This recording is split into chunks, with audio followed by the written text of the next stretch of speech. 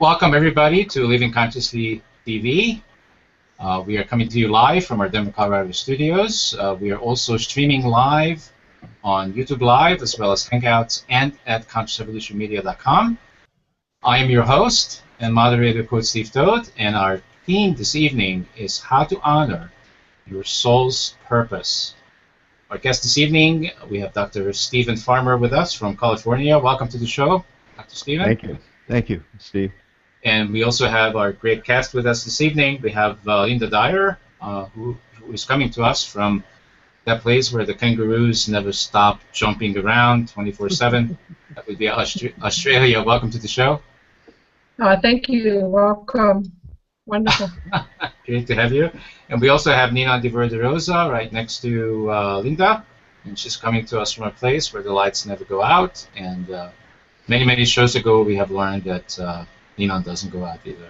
No, so, I don't go out because my light is always on. It's always shining. She's always turned on. There you go. You got it. Hi, Dr. Stephen. How are you?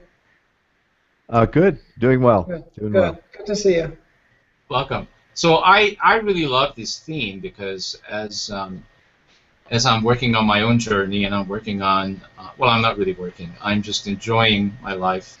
I am enjoying where I am, and but I am getting that there's no place to really get to. All there is to do is expand our consciousness and get to whatever is next for us. And I am doing what my purpose is, and it really turns me on to do the consciousness shows on Conscious Evolution Media, and I'm loving it.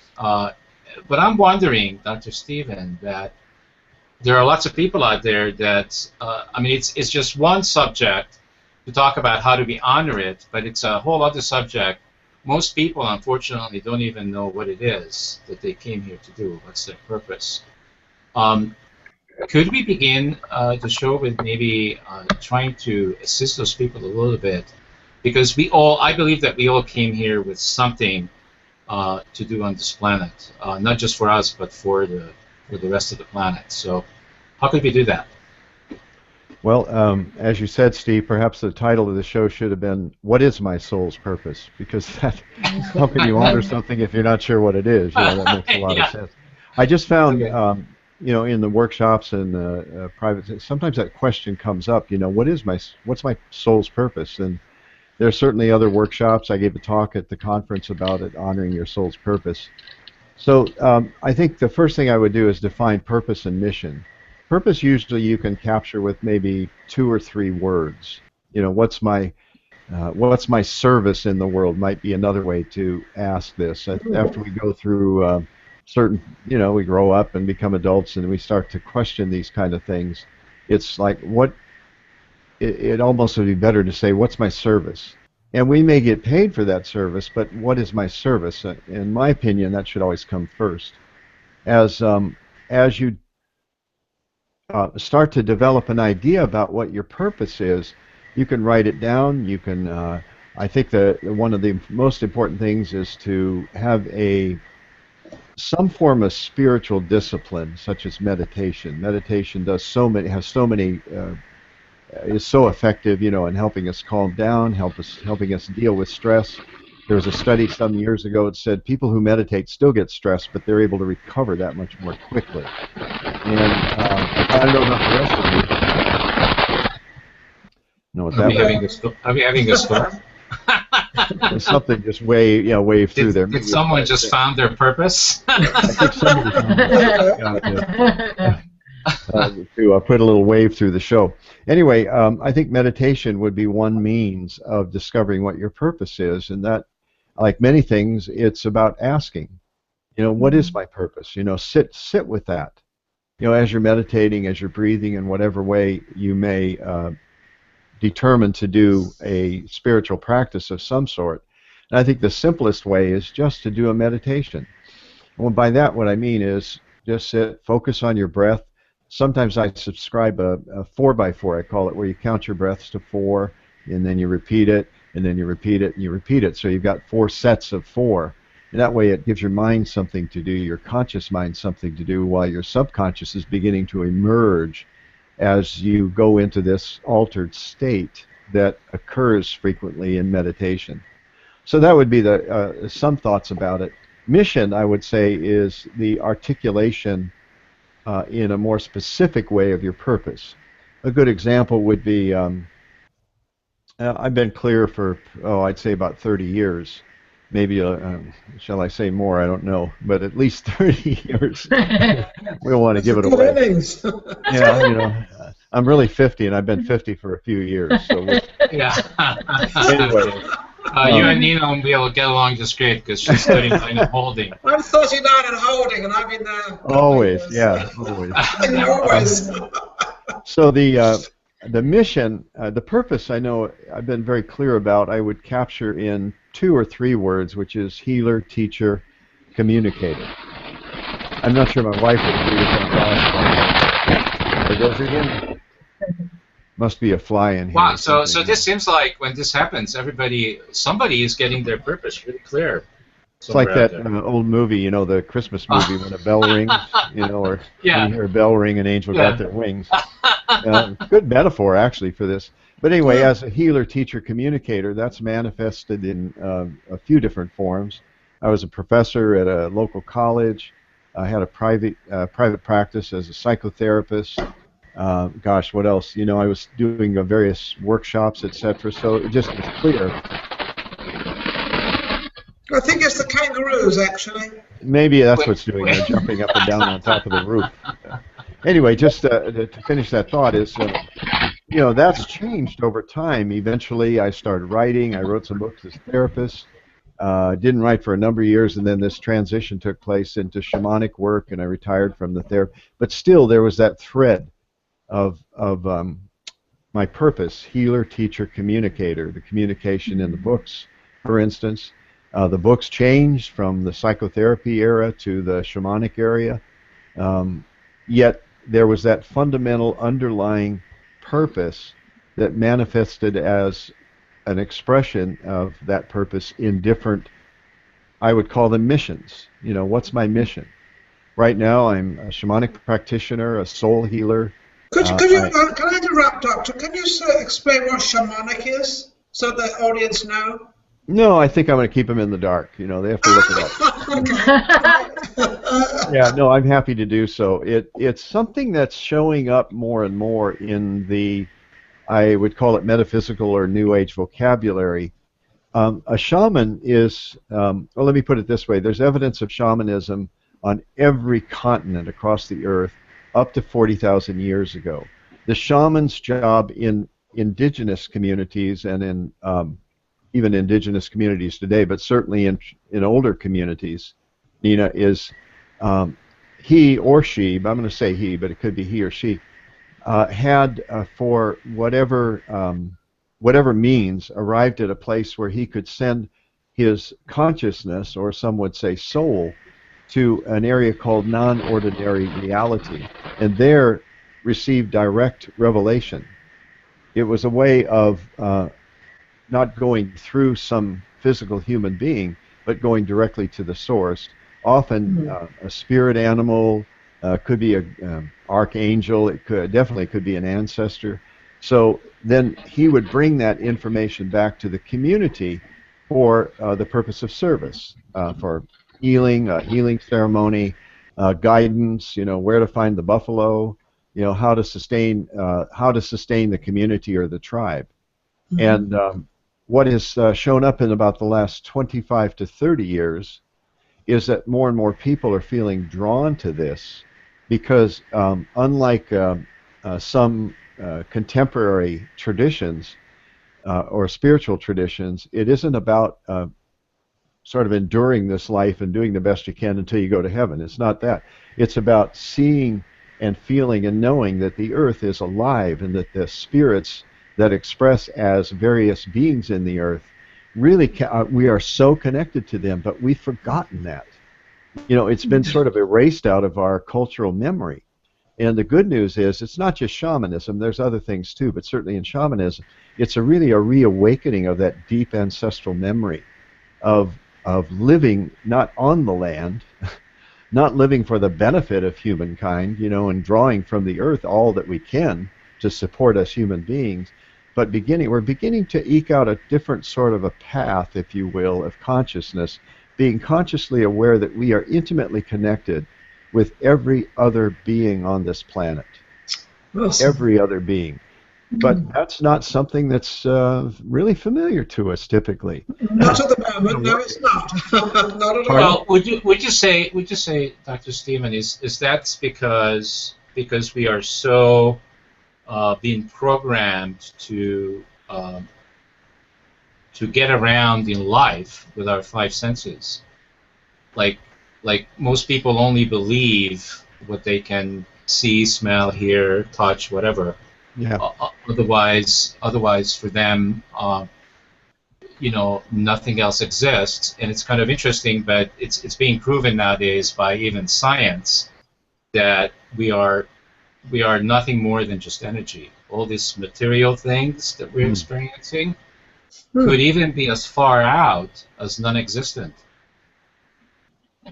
Well, yeah, we're energy manifesting in a physical form, and certainly our senses are limited. What we see, hear, feel, our typical senses only cover a certain, you could say, spectrum or bandwidth on a spectrum, where beyond either side, there's so much more. I mean, I think it would be foolish to say we don't, we know everything there is to know. It's just silly to even think that. And yes, we've been indoctrinated. But what if we do, Doc, and if we're just not open to it? Pardon? What if we already know everything there is to know, we're just not open to it? Well, what is that saying? Is that people who think they know it all are really an irritation to those of us who do. Like that, huh, Linda? Yeah, it's needless. I mean, it's kind of silly. It's even needless to say that anybody really knows everything. That's impossible. There are some people that think they do, and once in a while I kind of visit there, quite honestly. If we are one and we are connected to the source, what is the source? The source is everything there is, and everything there was, and everything there will be. But the illusion, and this is the big illusion, is that we're separate. Bottom line. But that's not what I said. Well, that's what I said, is that we're separate, that we see ourselves as separate from all other beings, whether that's non-visible or visible beings. There's a tree outside, okay. But that's why I feel that why our knowledge is limited, because we think we're separate. Well, we are the only, but we limit our knowledge. We are the people that limit it. We limit it ourselves. We don't. The majority of people don't want to go to the next level of being afraid. The majority of people are afraid to go anywhere. They're very safe in their boundaries. They've built this boundary around themselves, and they're very, very safe. And they don't want to move out of it just in case something happens that they can't manage or can't do. I think people are just very much afraid. In due respect to a lot of people, and I remember going through this, I'm not sure that we're afraid all the time. I think sometimes we're just ignorant. We're just ignorant about what's possible for us. And it's not until you start experiencing some of it yourself and you think, oh, gosh. I mean, like when I left school, I had no idea what I wanted to do. And I'm sure half the population that leaves school doesn't really know what they want to do. What was I meant to be here on the planet for? And yet when I was a little kid, I seemed to really know what I was here for. People would tell me, what are you going to do when you grow up? And I said, I'm going to be a missionary. And I look at the work I'm doing now, and it's very missionary-like. I travel to all these different countries. I've just come back from a huge trip around Australia, and I'm heading out again tomorrow. And I'm teaching, health and wellness, and I'm loving it. And I look back, and I think, my whole life has been around teaching, and if I look at my mission, like you said, must be it's teaching, it's healing, it's communicating, and my books are all of that. So when I look at the whole concept of teaching, to me, teaching was standing up in front of a group and teaching somebody something, whereas to me it's really different now, that teaching has so many different forms of or medium. Like, for example, I can teach people just by being the sort of person that I really want to be on this planet. because if 75% of me is body language, according to the fitness industry, 55% according to the NLP industry, and that's because there were two different people that did research on it, and they don't agree. So if most of us is body language, then surely that's our way of teaching others, is to just be the best person we can be on this planet and have other people say, well, it worked for her. Like, you know, if I'm running around teaching people that I can cure myself of a major disease, and then now I've put it in a book, other people can not only read the book, but they can see the proof that through the body language and through everything that I'm presenting, there are possibilities for people to heal thyself. It's funny, Linda, because Linda, you all through your life, when you were a little girl, you knew what you wanted, and then you diverted, but you always had it in you. And then you went right the way through to your purpose, and you now have found your purpose, and it's not work at all. It's because you enjoy it so much. So you're one of the lucky people that have found your purpose. But you recognized it, but as from a little girl. But I think, Nina, and a lot of people out there, they actually are living their purpose. They just don't realize it yet. And so, and the same thing happened for me. Yeah, it's like, gosh, if I look back, because somebody taught us this once, they said, go back and have a look at all the things you did in your life, because everything you did in your life led us to where you are now. And if I go back, then I was teaching from the age of 11. I was helping a guy teach tennis, and then I taught kids soccer, or I taught at university, I taught at TAFE College, I taught in health. And so I wouldn't have thought that my role was, or my mission was to teach, until I realized that's what I've been doing. Does that make sense? So sometimes we're actually doing our mission and we just didn't realize it. Right.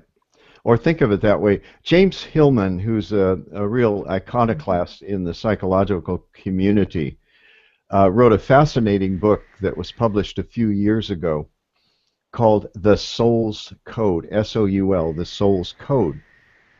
The premise of it is that just like the acorn and the oak, that the seed of the acorn has all that potential to grow into the oak tree. Mm.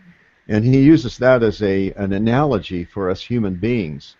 What you had said really triggered this, Linda, that when you were asked when you were little, I want to be a missionary, and look what you're doing. You are. You are in that sense a missionary. It may not be with a specific religion. Myself, I got to tell you a funny story.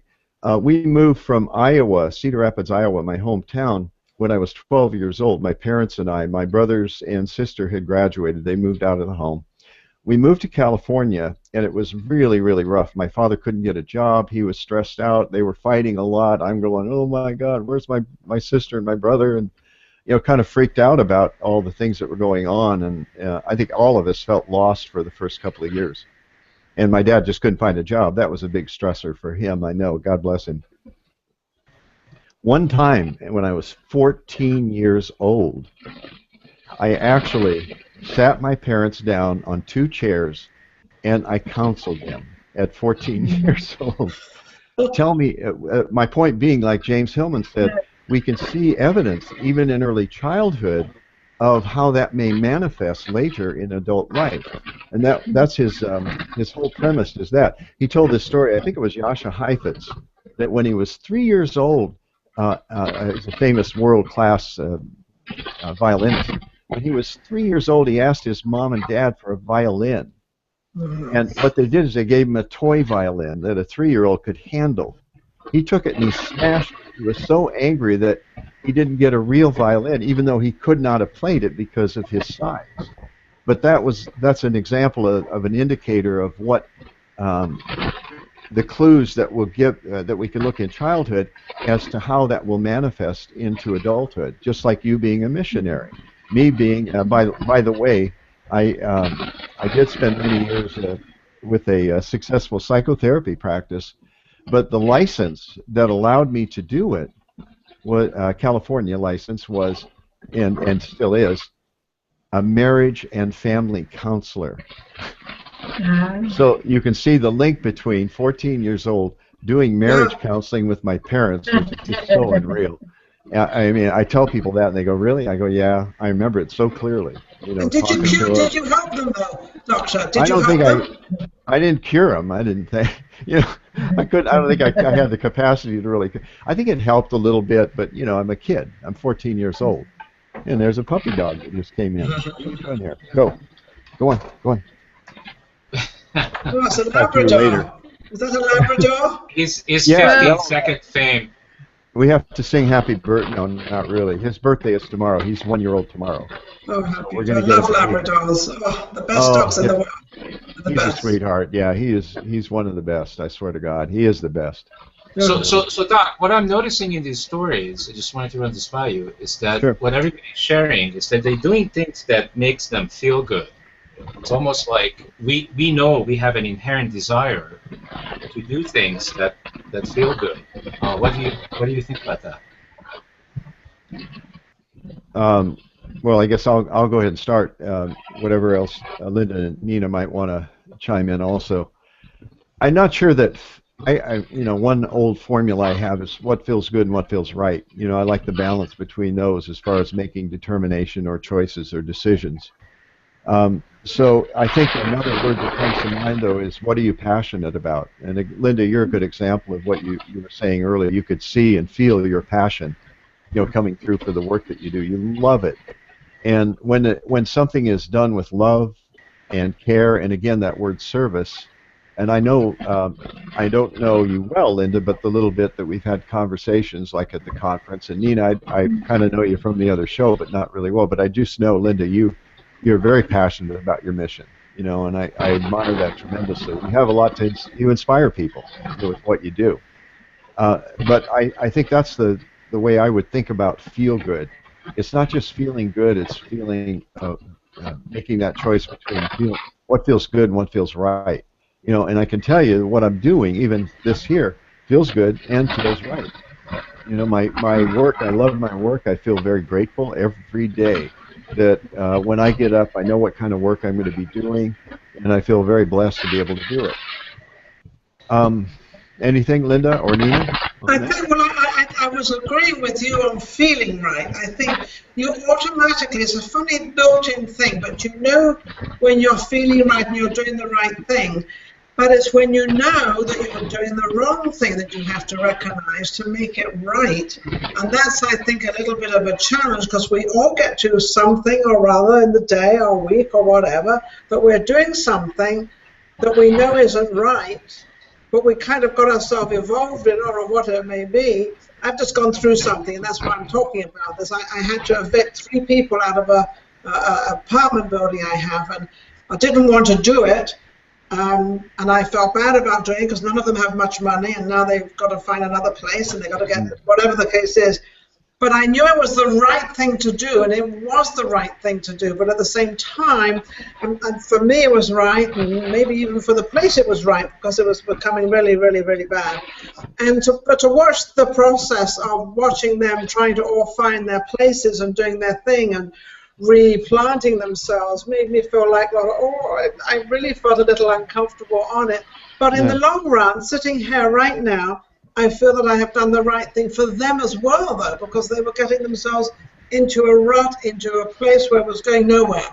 Mm-hmm. And so now, when sometimes you got to go through that tough bit of sort of, I really don't want to do it, but I know it's the right thing, and is it really the right thing? And then, but I know, like you, Linda, you've gone through an awful lot in your life, and I think it's just hanging on and seeing the vision. I think it's seeing the vision in front of you and seeing the outcome at the end, that you've got to sometimes pull yourself through something you don't want to. I think that's the tough part. Yeah, well, but absolutely. Go on. Good. Well, but I just want to make sure that we talk about this a little bit, because what you're describing is you're also describing that you felt certain emotions, and how did those emotions guide you? Because I believe that our emotions are a guidance system to be able to make the difference between what feels good or what feels bad, and I know some people may not like those words, but I don't have any better ones. Well, no, you're right. But it's a very hard line. It's a very fine line, and it's a very fine thread. But life is a very fine thread at times. When you know you're doing the right thing for them and they don't know it, this is where you have to hang on, and it's very hard to hang on, just to make sure that you are doing the right thing for them as well. But I think it's to be conscious of your inner feelings, of what your purpose is, of what you're trying to do and what you're trying to achieve. And as long as you're not hurting anybody within you, because I don't like to hurt anybody, so this was very touchy for me. But at the same time, you've got to say to yourself, Nina, this is the right thing to do. You are doing the right thing, and just don't listen to anybody else or anything. Go into your gut feeling and listen to your gut of what you need to do and what is your purpose. What do you want for the outcome and the purpose of this in the end? And that's what you've got to thrive for. That's what I believe. Yeah, So I think maybe that's we a can good answer point, a Nina. question. Can we answer a question, which is the theme of the show? How to Yes. honor your soul's purpose? So how did you just honor your soul's purpose in this event? And I'm going to tell you why. By one of the tenants came to my car tonight, and this was rushing actually. He came to my car and he said to me, he said, Nina, I respect what you're doing and I understand what you're doing, and there's no hard feeling. Now, you can't get anything better than that.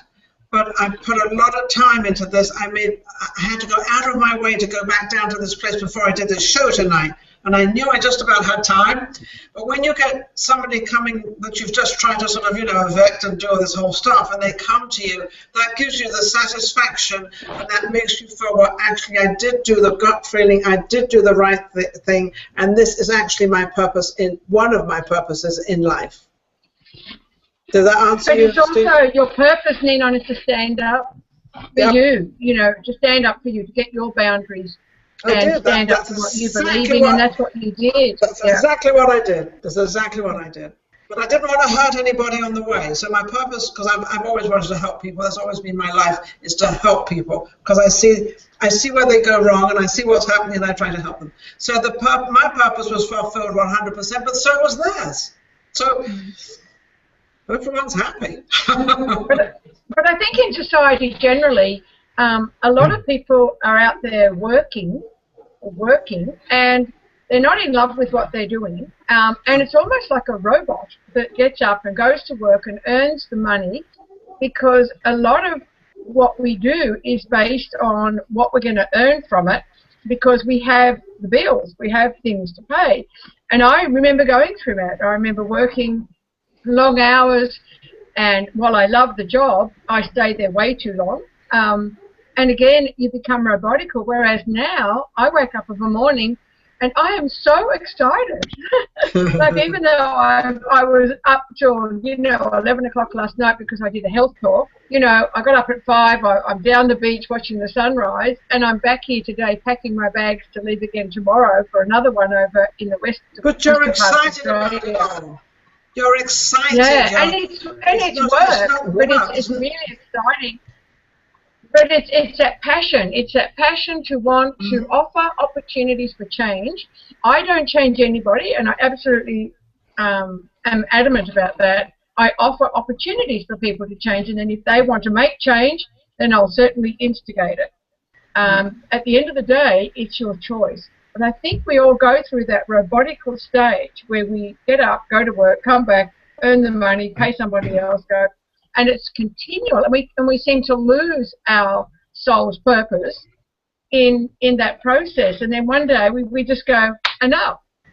And it's scary to do that. It's so scary to do that. So Linda, I just love what you said, because this is a really important part of the whole show, really. See, I believe that it doesn't matter what it is that we do and where we are, we can honor our soul's purpose. Yeah. It makes no difference. So even the person that's going to work that doesn't like or thinks doesn't know what he or her purpose is and goes to work, because here is the distinction. The distinction is, I guarantee you that the person that gets up in the morning and goes to work and hates it, they are full of negative conversations, and they are not feeling good about themselves. What do you think? Dr. That is not honoring their soul's purpose. Dr. Stephen. I'm reminded of, again, a personal story. Early in my career as a psychotherapist, I didn't quite know how to take care of my energy, which is, there's a lot of giving, 7, 8 clients a day. And I was really getting to the point of burnout. I was just feeling like, God, what do I do? And so I went through this whole thing about, well, I did work at a grocery store, a supermarket, and I did work in produce. I bet I could, if I really wanted to, is to quit my practice and go back and work in the produce section. And what I realized, I'd still be doing, I know it sounds silly, but I realized I could still be doing my purpose because I'd talk to somebody, maybe somebody was having trouble, we talked maybe over the cantaloupes or the apples or something like that, and a conversation would start. But I really had this whole mind movie about how that would be possible. As it turned out, I didn't do it because I made better money as a therapist, as part of it. But also, I learned to take better care of myself. I think I hit the wall at one point, and I said I got to do something different. Like have spaces in between clients. Do 2 clients in a space, that kind of thing. But I do want to go back to Steve, what you said a little bit earlier. So that's great to honor your soul's purpose. How do you find out what it is? And I think one of the most fascinating ways is to look for signs and omens. The world speaks to us, communicates to us all the time, both in the visible realm as well as the non-visible. One of the things I found, one of the areas I found that really, really works well is paying attention to animals. And that's one of the things I'm known for, is paying attention to animals. Animals as spirit guides. And coinkydinks, like your dog just came in and visited us on the show. Yes, yeah, so-called coinkydinks. Yes, yeah, good old Samson, man. He's got such a big heart, I'll tell you.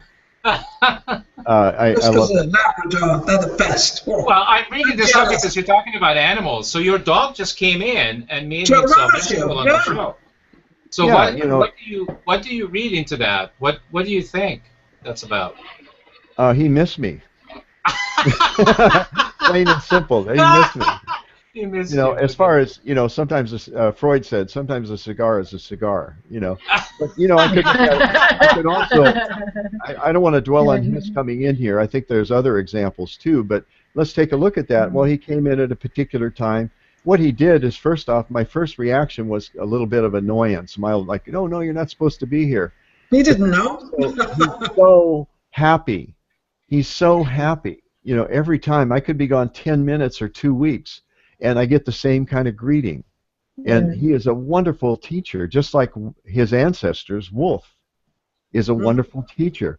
Wolf spirit. When wolf spirit comes to you, you may not see a wolf in outside your back door or something. Some people may, but you may dream about a wolf. You may you may hear conversations that are meaningful to you about wolf, for instance. Then if that were to happen to me, I'd start asking myself, well, what wolf is coming to me? All these conversations. I dreamt about the wolf this morning. What's the deal? And one of the teachings of or medicine of wolf spirit is loyalty. Wolf is a teacher. And again, there's an example right there, going back to Samson coming in here. What a joy, he's just so, hey, hi, how you doing? And dogs are like that. I think generally they just open your heart. So what a gift, what a gift a domestic animal like that has. Now, in a larger sense, a larger field, Steve, the animals that come to us in an unusual way and or repeatedly in a short space of time, I think there's something really big going on there. And I say unusual. That could be the physical animal or a symbol, like in a dream. What was it the other day? A hawk. Yeah, I was driving along this highway on my way to the airport, I think it was. And it's not unusual for me to see hawks that are sitting on the lamppost. So I notice them, but I don't necessarily think that they're significant in the way I'm describing. But sometimes if I see 1, 2, 3 hawks in a row, then I'm paying attention. I'm going, okay, what's going on? And there's a couple of ways to interpret the message as spirit guide. There's the physical animal, And then there's this oversoul, you could say, that shows up as that particular animal that comes to you to teach you, to give you some kind of a message. Anyway, so I was driving along the 73 the other day, and again, it's not unusual to see hawks, but this one was unusual. I looked right across my field of vision. There was a hawk that dove into the bushes, grabbed something that I thought was a lizard.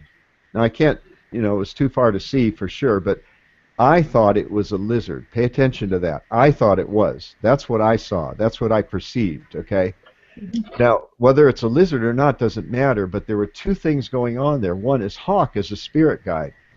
The message, what I did, I'm driving so I can't close my eyes, but I just said, okay, hawk spirit, what's the message? And I invite anybody who's listening to the show to try this out. And then I pay attention to what I hear, what I see, what I feel, anything else that goes on right after I ask that question. And often I hear the message, and in this case, that's what I heard. It was dive for it, go for it. And the second thing was, keep your goal in mind. That hawk was going after his lunch. Third thing, because I perceived a lizard. Lizard often is a messenger for dreams and visions. And so I'm in a period right now where there's just this new work that's emerging that I don't quite know what to do with it yet. Or did we lose somebody? Well, we lost okay. Leon's video, but that's okay. She'll come back. Oh, okay. Yeah, she'll come back. Anyway, so to finish that story, it was meaningful to me also that I perceived a lizard, because lizard often is indicative of paying attention to your dreams and visions. Now, it's just one example of many, many experiences I've had, and many people that I've talked to in workshops and private sessions and consultations, etc., that have told me about how an animal visits them in a significant way. So my point being, that's one way to receive guidance. Another, again, is through meditation. Another is, Steve, like you mentioned, the coincidence or synchronicities. That's a term coined by Carl Jung, cohort of Freud's, who said when it's like two universes come together, two elements come together at a seeming coincidental time. Those things we pay attention to. So let me ask you, I just had a recent experience with animals, and this is kind of interesting. So I was on my way home, and it just got dark. And as I was driving up on the main street to my house, I noticed that there were these huge possums. I mean, like this big, each one of them. Wow. A whole family, like 6 or 7 of them, going across the street. There is no way. I had to stop, because if I didn't stop, I would have hit them, and I would never hit an animal. So I stopped, and they just took their sweet time. I mean, they were moving really slowly and just in a line, and they went up to the house right on my left. And then what was interesting is that they turned around, and it almost seemed like the 2 older ones just looked at me. And they just kept looking at me. I'm going like, saying, thank you for stopping. And I'm going like, what? So what do you think? I mean, that was just so interesting. I never had an experience like that. Unusual. There you go. Like I was saying, unusual. That was very unusual, and it's now with you. It's still kind of working. It's still with me. It happened a couple weeks ago. Yeah, that's how powerful those experiences can be. Just like the hawk, I can still see very clearly that hawk diving. I can very clearly see the crow that came to me the other day and just like practically plop down and look at me. They're unusual experiences. I want to say one thing about this is I did also say either unusual or repetitive, and you mentioned the synchronicity. Last evening, I watched a show. We have a bedtime show that we watch. It's a comedy just to kind of bring down. And there were possums in it. Uh-oh. So not only is this for you, Steve, it's also for me. Because I end up the next evening I end up talking more about possums. I'm going, okay, what's the deal here? So what I got out of it, this is what I got out of it. Tell me what you think. So okay. 2 things I got out of it. One is, Steve, slow down. And the second, did you hear that? Yes. Okay. Slow down. So I took it on, like in my life, I need to slow down. And then the other thing I got out of it is, get focused and pay attention. because they were just looking at me. Good, If good, they, good. If they could talk, I mean, they would be just probably telling me, pay Slow attention. down. Yeah, focus and pay attention. That's what I got out of it. I mean, it was No, very strong. It was that's very excellent. strong. Oh, Steve, that's excellent because what you did, and again, I would encourage the viewers and listeners to this show to do the same thing. Just pause a minute and ask, what's the message? And just see what you get, see what you see, what you feel, what you hear. And you asked and you heard something that was very relevant for you, that was obviously very meaningful. It's like, whoa, slow down, take your time, care, care for these creatures that show up. I'm going to, this is Condensation, if I can just show it. That's a really handy book. It's Pocket Guide to Spirit Animals. And a couple of ways I would encourage people to discover what the message is. First off, do just what you did, Steve. Ask. See what you get. You're probably right. Whatever you receive is probably accurate. Second thing you can do is, what are the characteristics of a possum? Well, they hang out in the trees. They're nocturnal. They often play dead. They hunt at night. They're actors. You could say that they're actors in a way, but they're not really actors. They actually have a mechanism in their system where they emit a certain odor that says to any predators, stay away. It's dead. Isn't that interesting? Yeah. So it's a very effective strategy. That's another one is strategy. There's a strategy that pay attention to your whatever may be occurring in your life. Pay attention to the strategy. And I'm going to read a couple of these, if that's okay. Yeah, that's fine. In this book, it's divided into. It just gives you possible messages, and see if any of these go click for you or me. One, in order to accomplish whatever you've been striving to achieve, it will be necessary to stretch yourself a bit farther than what you think you're capable of. Is this about the possum? Is the possum energy? Yeah. Oh, that totally applies to me right now. Yes. It applies to me too. What I mentioned about this process that's emerging. Okay, number 2, possibility. The situation you find yourself in will require you to be a good actor in that you'll have to exhibit behavior that's the opposite of what you're actually thinking or feeling. Wow. 100%. I'm in a corporate consulting environment right now. And the actor, I decided that I needed to be an actor, and what I needed to do is I needed to get all the negative stuff out of my system and out of my thinking, and show up like this is really what it looks like to be and feels like to be conscious, and just catch myself as soon as I feel a negative thought. I gotta catch myself. That's how I'm training myself, and so. The office is like, I cannot even describe it with words, what's going on. It's like, they think that I'm the most positive person that they have ever come across. And I can tell you that wasn't always true, and Ninon could probably tell you. I'm just so proud of you, Steve. I'm so proud of you telling this story, because you are the most negative person I ever met. And it's like, oh my God, I'm really doing this, and I'm really doing it, and it's working. It's working. Doesn't it feel good? Doesn't it feel good, Steve? Yeah. I feel extremely awesome. I'm telling you. I mean, I can't fake this. I mean, this passion that I have and what I'm doing right now, this cannot be faked. Right, that's not acting. No, I'm saying that. And the funny part about I am being it. Yeah, the funny part about it is, Steve, is you're going to get so used to it, it's going to become the everyday life. That's just how you have your life. And then you look at other people when they have something negative going on, you look at them like, well, nothing bothering about that for when it doesn't really mean anything, and just move on, And it's funny how you're going to start seeing all this. You're going to start seeing life so different and so beautiful, so beautiful. Yeah, and it's happening. It's happening, and I'm believing like Harry Grant. I'm believing it. So like Harry Grant. I'm believing my own act. So Steve, now you understood where I've always been at. You understand how I feel, why I am what I am. Now you understand it. I certainly do. Yeah, yeah, yeah. Back then, 4 years ago, when I met you, I had all this negative crap going on in my head, Yes. Yeah. and I'm sure that played out in many different ways, in ways that I didn't even know or wasn't even aware of, but you were. Yeah. So, yeah, I mean, I get it. I guess I can say, I got you now.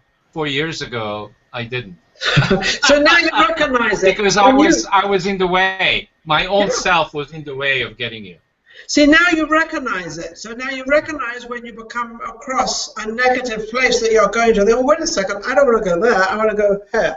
And you start recognizing it, and then you don't. Yeah, because I know if I go there, I can predict now what's going to happen, and it's not going to be good, and it's not going to feel good.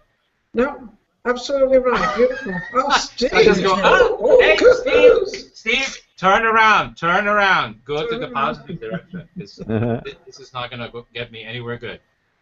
Absolutely, that's wonderful. Even the thought, I gotta catch the thought. I have a weird thought. I gotta do something about it, and I gotta get rid of it or transform it. Or go ahead. Dismiss. Next. But it's so funny what you just said, Steve, about having a negative thought in your body that actually nobody knows about because it's your thought and nobody knows what's going on in your body that you have this negative thought. No. Everybody knows because we vibrate at certain frequencies. Your reaction. I'm sure when I was with you 4 years ago and I was this negative person, you know it and you felt it because my frequency was probably down here and now it's up here. Yeah, but what I'm saying now is when you're recognizing it before you say anything, you're recognizing it coming on, you're recognizing where you're going, and you say, okay, I'm not going to go that way. But nobody really knows at that point yet because now you're rectifying it.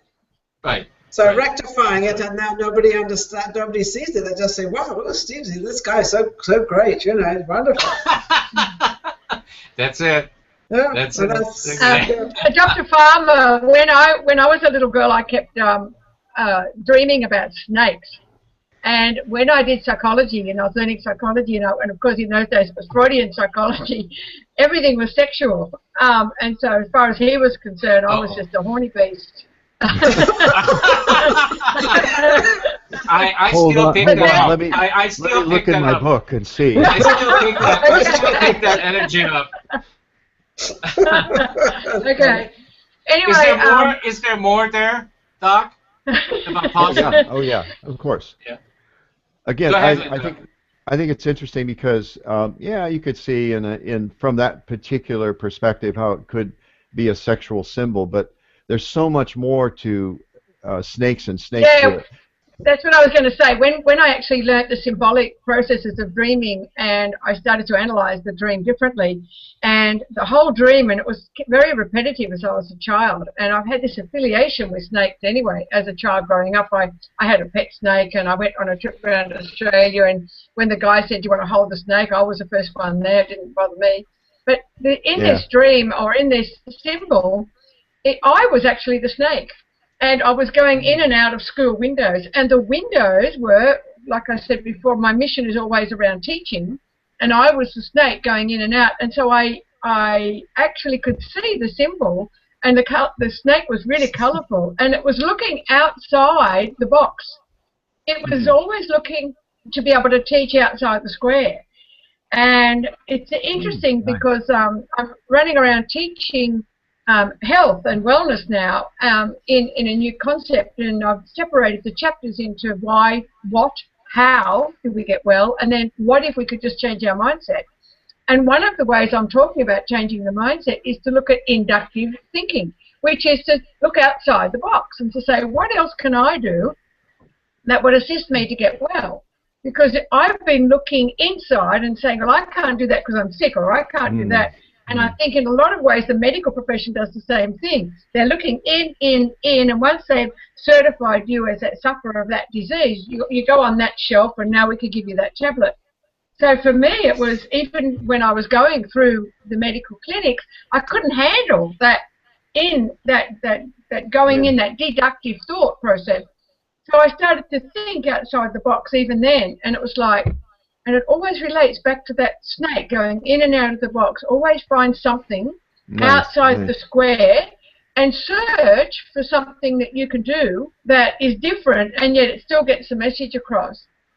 And people are really, they're sitting there in the audience, and I see them going, wow, you know, and I said, it doesn't have to be 10 things. It can be 1 or 2 things that you can change in your world right now that will assist you to recover. And this morning I got a Facebook message, and because I wrote a poem, sometimes I just get up and write poetry, and I wrote this poem and put it on Facebook, and this lady messaged me back and she said, I've done those 2 things that you suggested we find something, and she said, I found 2 things that I needed to do, and I've just got to tell you, my health has changed so much in 1 week.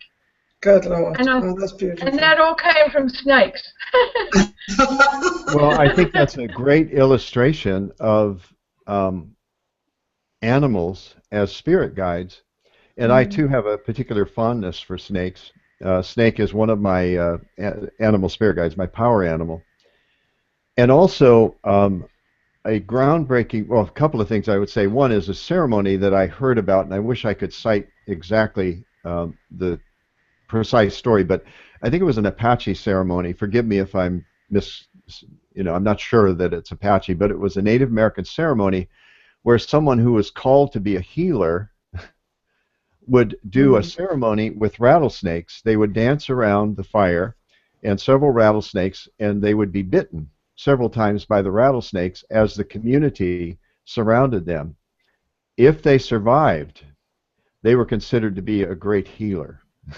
The second thing is there's a wonderful book called, I know, it's, different cultures, yeah, exactly.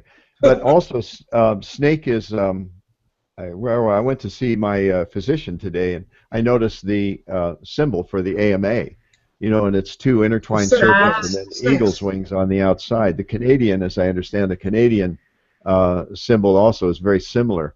There's a fellow named Jeremy Narby, who's from Canada, who was and I believe still is an anthropologist, and he wrote a book called The Cosmic Serpent. Put that on your reading list. It's one of the few books I've read more than once.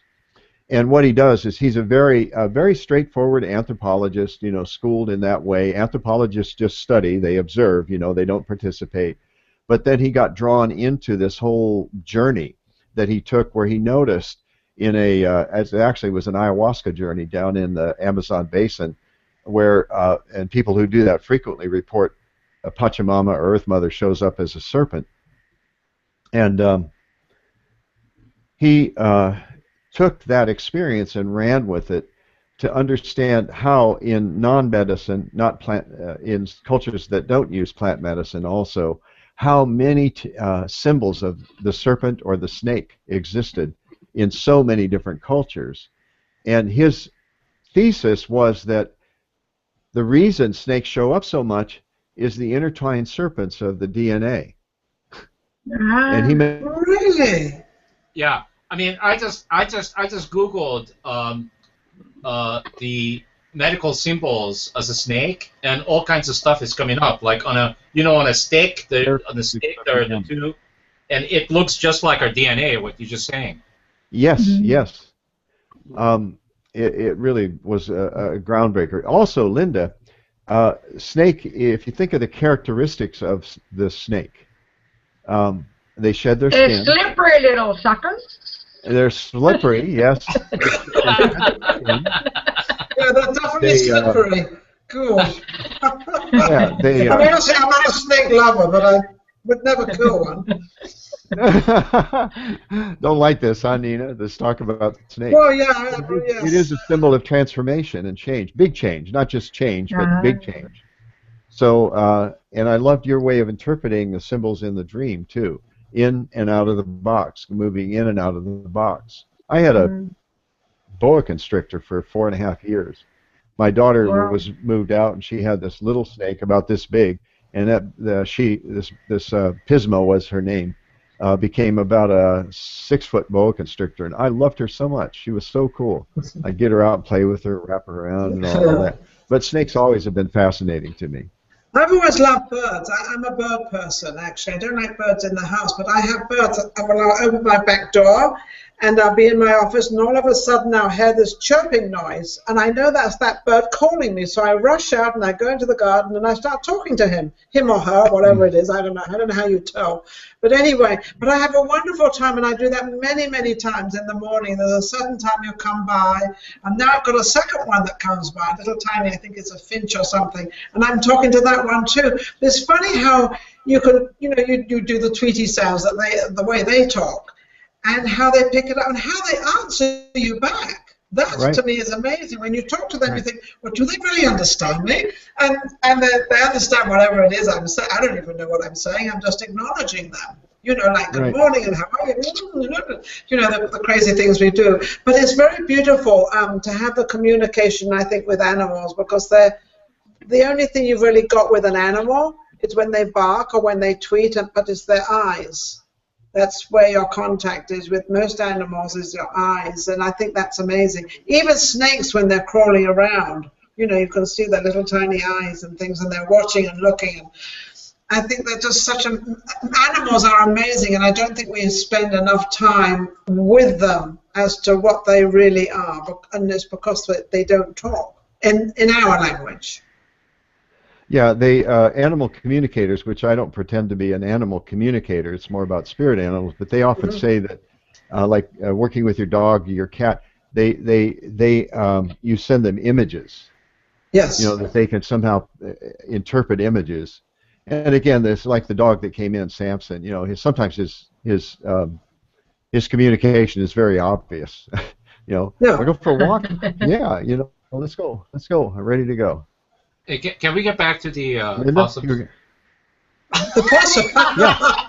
Well, the possum's crossing the road.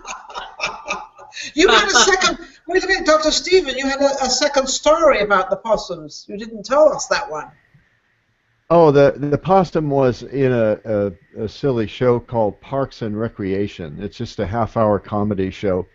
And we have this ritual that we do just about every night, where we'll watch something funny, just mindless and funny. And I would say this show is mindless and funny. And it was about Fred the possum at the golf course, and they wanted to get rid of him. And the lead character, Amy Schumer, played by Amy Schumer, trapped him and everything. And then she didn't want to kill him, so she let him loose again somewhere else. That was the whole story about the possum. But the fact that Steve brought it up again made my ears perk up underneath these headphones, that, there's a message there for me too. And I think the two that I read are very relevant for myself as well. As I mentioned, there's something emerging, and I'm in the midst of developing a strategy that's unfolding as we in the last about the last 3 to 4 weeks. So the fact that twice now, that's enough for me. Possum has showed up. I'm paying attention, because again, my understanding and my belief, and more than my belief, my knowing, is that when that happens, that it is God or spirit or consciousness showing up in that particular form to this consciousness to communicate something that will offer guidance. And it goes back to, how do you determine your soul's purpose?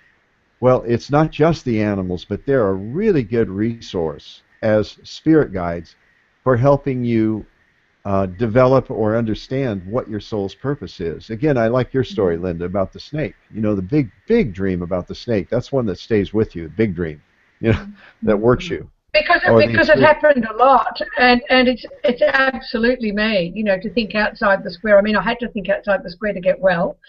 I am colourful, and it just made sense, and so I teach people that now. Think outside the square. What is it that you can do that's outside there that is it something you need to eat better? Is it an exercise program? Is it more water? Is it, is it changing something that you're doing? What are just 2 things that you can do every month, because it takes about a month to create that habit, that you can do, thinking outside the square, that will allow you to be in charge of you and get well for you. You're doing it. Yes, yeah. But now, Linda, you're passing it on and helping other people, which is absolutely beautiful, and that's what I think your purpose is. I think that's what most of our purposes are, is to recognize how can we really help somebody else without entangling anything in it, just helping them. And you are doing that right now, Linda. And the message came to me to put that in the book, to have a whole section of the book that was just placed around what if, like the book's designed in the way we learn. So there's a why chapter, a what chapter, what exactly is illness, how do we get better, and then this what if chapter, which is the way we learn, those 4 styles. And so the what if people will love it. What if you could just change your thinking, and then you'd have this tremendous result? How could you change the way you set goals for your health? How could you? And I've just shown them how you can do that. And when I teach it, it's really, I'm so relaxed with it, because I mean I've been teaching it for years. But it's like you can see people click. You know, it's like, wow, it's that simple, really, that we can change our thinking and do or be or have whatever we want, really. And it can be a simple word. It can be just one word that you can change somebody completely. Just one word will change them completely, and they pick it up and they say, "Wow, that's just what I wanted to hear," and it's amazing. Yeah. Well, guess what, folks? The conscious hour is over. It went fast. It was so fast. Yeah. Yeah. So we prove this to the viewers every time, every week, that when we're resonating at this level of consciousness, where we're connected with each other, time disappears. Yes. Right, Doc? Yeah, I'll tell you a very short story. I'm always got stories. Is it going to be very short? Yeah, but like 30 seconds. Went out back. Good. I said, come here, Samson, come here. And I heard this, come here. I'm going, who's that? I look up, there's a parrot there.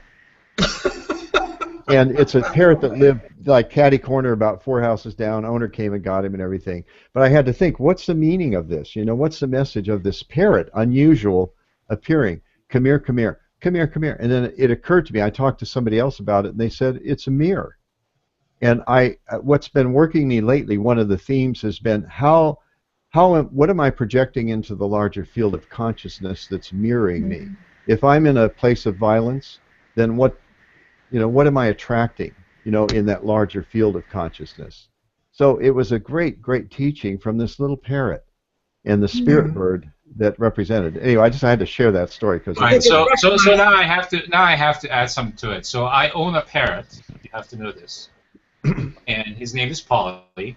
And I taught him a lot of things to say, and one of the things he says is, "Come here." Nah, come here. See? That's 2 things now. Oh my goodness. Well, thank you. You two have a synchronicity. Something's going on there. There's parallels. There is synchronicity everywhere. All we have to do is look. All right, so this was awesome. I really enjoyed myself, and I enjoyed all of you. This was really a fun show, and we went in and out from being deep and being light, and I just loved everything. Thank you so much, Dr. Stephen Farmer, to be here with us this evening. Thank you, Steve. Really a pleasure. Nina and Linda, thank you both. And if I may say, listeners can go to my website. I'm going to put in a shameless plug for my website, earthmagic.net, and find all sorts of stuff there. I don't need to say anything more about it. But anyway, thank you, Nina. Okay, great. It was lovely. And thank you very much, Linda. Thank you, everybody. And I'll see you in Australia next year, Linda. Right.